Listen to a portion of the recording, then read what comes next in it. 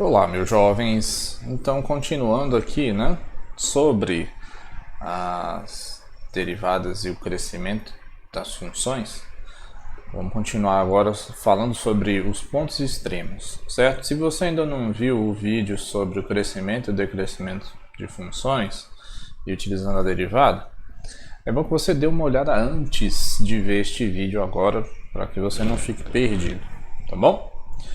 Então iremos continuar aqui, ó. Vamos olhar para essa função aqui, que ela é uma função boa, né?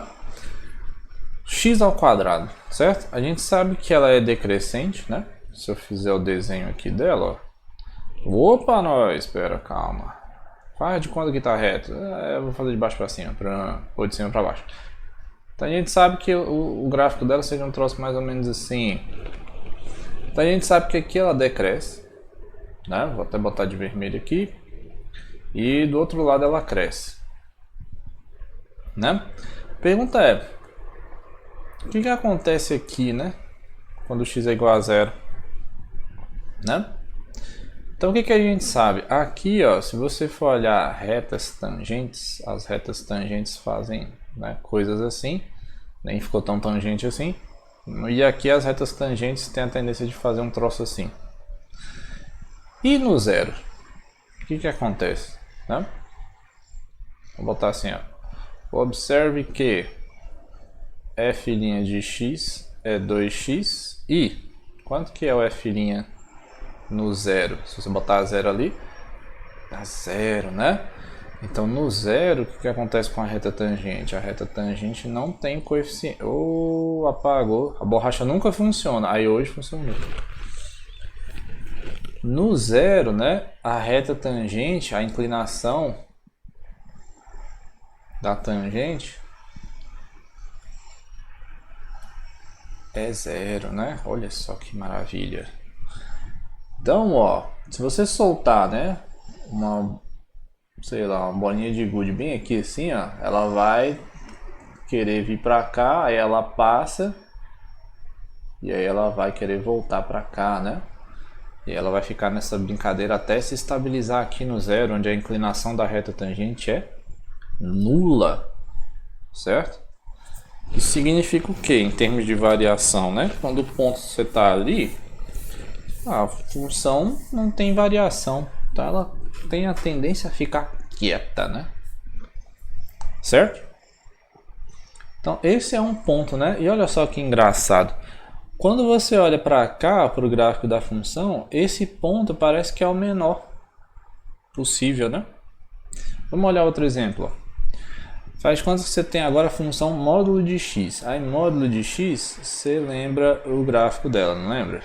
Claro que você lembra. Então eu vou botar aquele assim azul, ó. Então é x se o x é positivo e é menos x se o x é negativo, né? Então, de novo, quase a mesma ideia, né? Aqui decresce e aqui é crescente, né? O que acontece no zero? Quando você olha as tangentes aqui, né? Aí as tangentes estão sempre em cima da própria reta, porque é a própria reta, né? E aí do outro lado elas vão aumentando, certo? Com o mesmo coeficiente angular, né? Você lembra? Então o que acontece? O que era a f, que é o módulo, é x se o x é maior ou igual que zero, menos x se o x é menor que zero, né? Então, o que a gente pode fazer, né? A gente lembra que o f' de x não existe, né? Quando o nosso querido x é igual a zero. Você lembra? Isso aqui, ó, é um gráfico que a gente faz assim, né? O f' de x é 1, aí a diferença, ó, se o x é maior só que zero, e menos 1 se o x é menor que zero, né? Não tem no ponto x igual a zero. Por que essa borracha não... A borracha aqui, ó, funciona só, mas ela trava, sei lá o que é que ela tá fazendo aqui. Mas enfim, eu vou botar aqui a menos 1 para você já olhar que são essas tangentes aqui negativas, né? Então as inclinações aqui são sempre menos 1 negativo e aqui é sempre positivo igual a 1. Certo? E no zero? No zero não tem. Não? Mas olha só que engraçado, né? Então aqui no zero, ó, quando você olha para cá, não tem derivada. Mas mesmo assim, se você fizer o mesmo experimento, né, de botar um trocinho aqui assim para ir rolando nesse gráfico, ele vai vir para cá, aí ele bate aqui, aí volta para cá e tem essa tendência de estabilidade, né? Então esse F' não existe, né? E olha só que engraçado. Bem onde ele não existe é o menor valor da função, né? E aqui, ó, a gente viu que ele era zero, né? E bem aqui é o menor valor da função também. Aí vem a pergunta, né? Como é que a gente vai fazer para caracterizar os pontos de máximo e os pontos de mínimo e utilizar as noções de derivada que a gente tem? Esse é um caminho que é um pouco longo, mas aí a gente vai começar a andar nele por agora, certo? Então, antes de começar, a gente tem que estabelecer o que quer dizer ser máximo e mínimo. E aí a gente tem essa definição aqui, que é o que a gente chama de definição local. Você vai dizer que um ponto é um ponto de máximo local se o f dele é maior ou igual que o f de todo mundo. Você vai dizer que um ponto é de mínimo se o f dele é menor ou igual ao f de todo mundo, que está nesse intervalo aí AB. Certo? Então essa é a definição de você ter um ponto de máximo e ter um ponto de mínimo. Tá bom? Então, algumas funções têm vários máximos e vários mínimos, né? Cosseno, por exemplo. Você consegue imaginar o gráfico do cosseno? Então ele vai ter um máximo ali sempre que o x for igual a 0, 2π, 4π, por aí vai. Ele vai ter um mínimo sempre quando o x for um múltiplo de π negativo, né? Ou se for um múltiplo ímpar, né?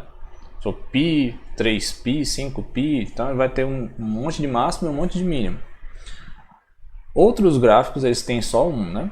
Então quando é só um, a gente diz que ele é o máximo ou mínimo global, porque só tem ele, certo? E não local.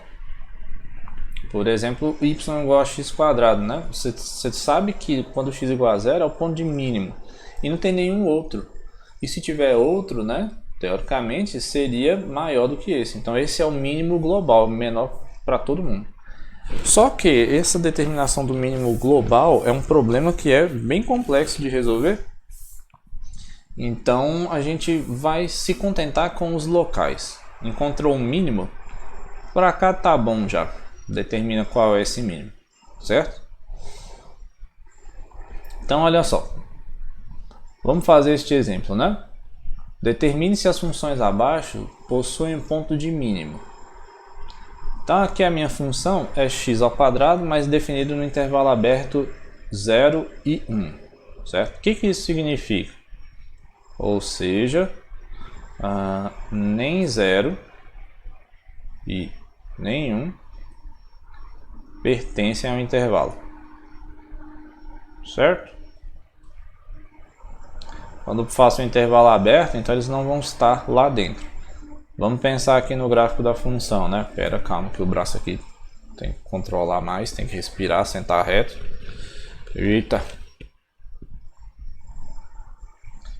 Então, você vai pegar o ponto assim, né? Aqui você vai botar aberto, porque não quer o gráfico no 0. E aberto aqui também, porque você não quer o gráfico no 1. Certo? Então a função vai fazer um troço mais ou menos assim, né? Mais assim. Certo? Então aqui seria o f de 1, né? Aqui 1, 0. Aí vem a pergunta. Quando você olha para cá, você pode dizer que esta função tem um ponto de mínimo quando x é igual a 0? Você não vai poder dizer que quando x é igual a 0 é um ponto de mínimo, porque o 0 não está no intervalo agora.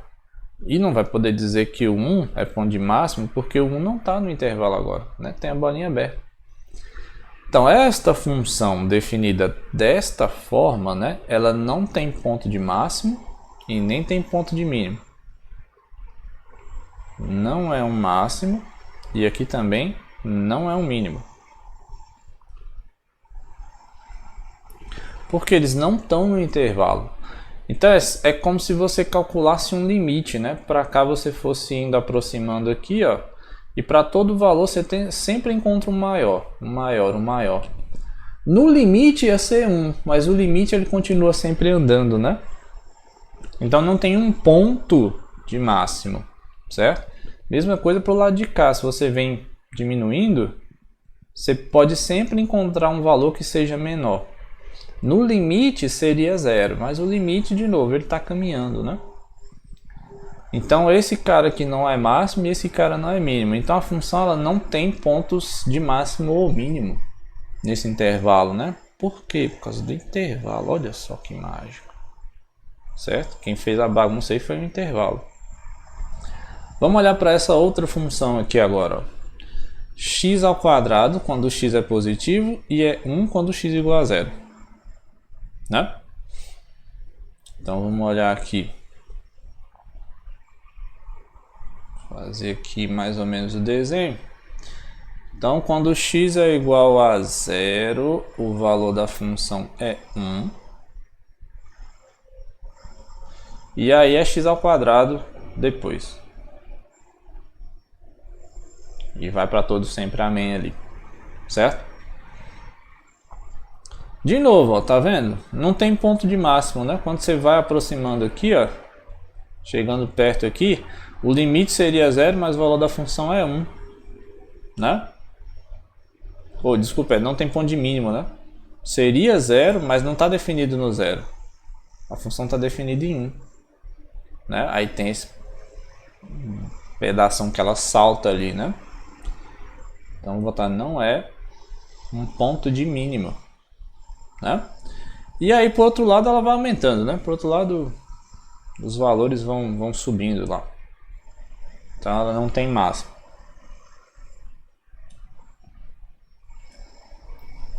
Beleza. Então, por que ela ficou sem esse ponto de mínimo ali, né, cara? Por quê? Por causa desse salto aqui, né? Olha só, esse salto aqui faz a função ser o quê? Descontínua, né? F não é contínua. E aí, ela não sendo contínua, tirou a característica de ter um máximo ou mínimo. No outro exemplo, ela era contínua, mas o intervalo era aberto, né? E aí, deixou de ter máximo e mínimo. Fica a pergunta, será então que para eu ter um ponto de máximo ou mínimo sempre, eu tenho que ter uma função contínua e um intervalo fechado, né?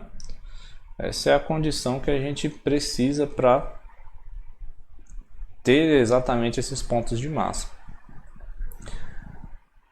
Agora vamos pensar aqui na existência, né, desses pontos de máximo ou mínimo. Ó, se você tem uma função constante, ela vai ter ponto de máximo ou mínimo. A função constante ela sempre tem, né? Por quê? Quando você olha lá para uma função constante... Eita ferro. Calma, deixa eu tentar fazer reto. Pronto, aqui, ó. Quando você olha para uma função constante, você bota aqui o valor igual a k, vai ser esse k o tempo inteiro, né? Independente dos pontos que você escolhe aqui. Então, esse valor, né? Todo mundo aqui é ponto de máximo. Todo mundo ele é ponto de máximo. E todo mundo é ponto de mínimo. Certo? Por quê?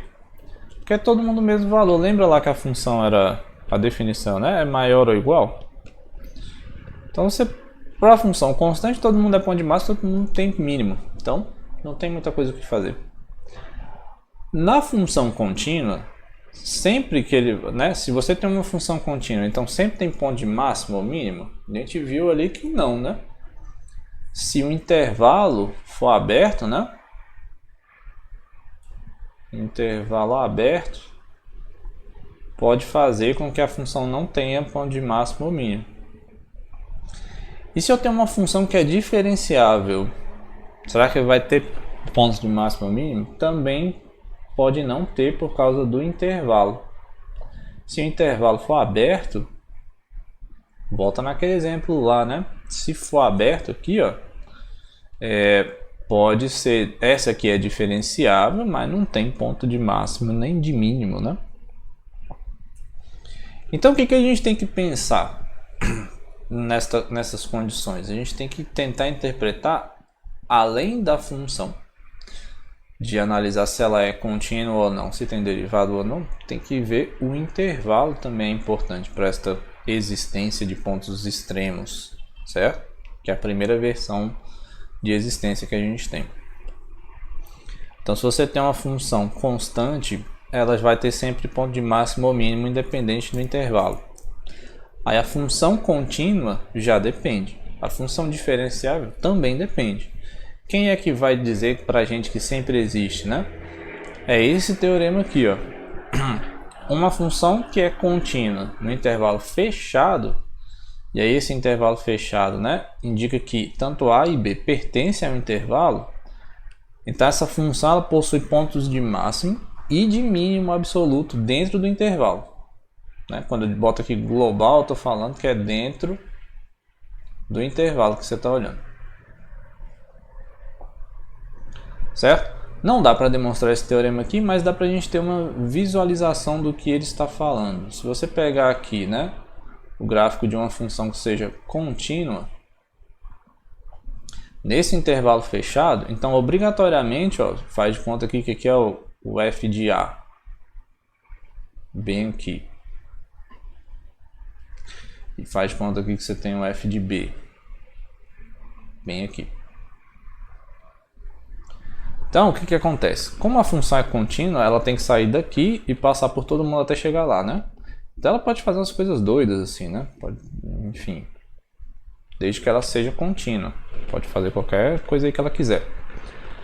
E aí o que esse teorema garante? Garante o seguinte: se a função ela é contínua e esse intervalo ele faz parte, né, do domínio aqui, então obrigatoriamente ela tem pontos de máximo ou mínimo. Aqui é um ponto de máximo, aqui seria outro ponto de máximo, aqui a gente tem outro ponto de máximo, né?